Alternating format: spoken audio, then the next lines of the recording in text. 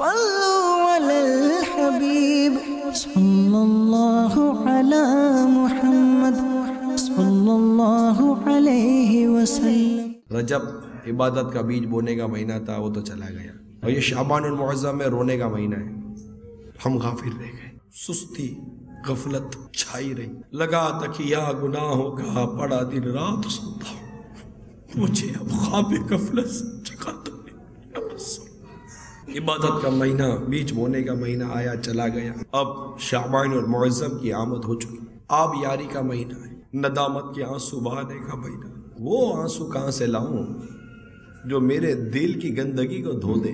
گناہوں کا ازالہ میرے آنسوؤں سے کچھ تو ہو جاتا، مجھے رونا بھی تو آتا نہیں۔ آئے ندامت سے، دکھاوے سے کہاں سے بچوں، اخلاص کہاں سے لاؤں، تقوی کہاں سے لاؤں؟ اپنی نفس سے کوئی خیر کی توقع تو ہے نہیں کہ یہ بھی کوئی آگے تعاون کرے گا اور شعبان میں بھی عبادت کرنے میں کوئی کامیابی نصیب اللہ اپنے کرم سے عطا کر دے تو کر دے۔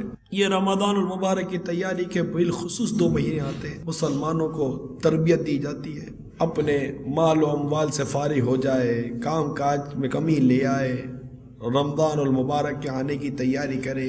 ہمارے اسلاف اپنے کاروبار کو ریڈیوس کر دیتے تھے شعبان المعظم کے آتے ہی، جس کو جو دینا تھا دے دیتے تھے، جس سے لینا تھا لے لیتے تھے، اور جیسے رمضان المبارک کی آمد ہوتی تھی مسجد میں آ کر بیٹھ جاتے تھے۔ مسلمانوں کا حال ہی عجیب ہے، جو دن قریب آئیں گے اب ہائے مال ہوئے مال، ہائے مال ہوئے مال کی تڑپ بڑھے گی۔ یہ عبادت کے مہینے ہیں، رجب المرجب، شعبان المعظم اور رمضان المبارک، مگر ہماری غفلت کی چادر ہے جو ہٹتی نہیں، دن بہ دن یہ چادر لمبی سے لمبی، لمبی سے لمبی، لمبی سے لمبی ہوتی چلی جا رہی ہے۔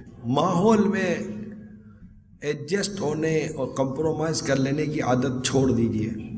اب کیا کریں، ماحول ایسا ہے، ارے بھائی اب سب کرنا پڑتا ہے۔ میں آپ کو یقین دلاؤں، یہ کہنا چھوڑ دیجئے، یہ عادت تبدیل کر دیجئے۔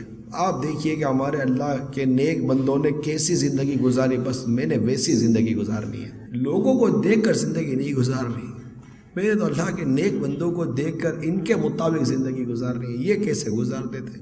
یہ بھی تو بے نمازیوں میں رہتے تھے، پھر بھی روتے تھے، تقوی اختیار کرتے تھے، مسجدوں میں بیٹھتے تھے، قرآن کی تلاوت کرتے تھے، علم دین سیکھتے تھے، یہ بھی تو رہتے تھے، ان کے بھی تو بیوی بچے تھے، انہوں نے بھی تو زندگی گزاری نا۔ اللہ نہ کرے کو بھیک مانگ کر تو اللہ کے نیک بندوں نے زندگی نہیں نہ گزاری، کما کر گزاری، اپنا رزق حلال کمایا۔ تو یہ سب زندگی بھی گزار گئے، عبادت بھی کر گئے، اللہ کی محبت میں وقت بھی گزار گئے، تقوی بھی لے گئے، پرہیزگاری بھی اختیار کر گئے۔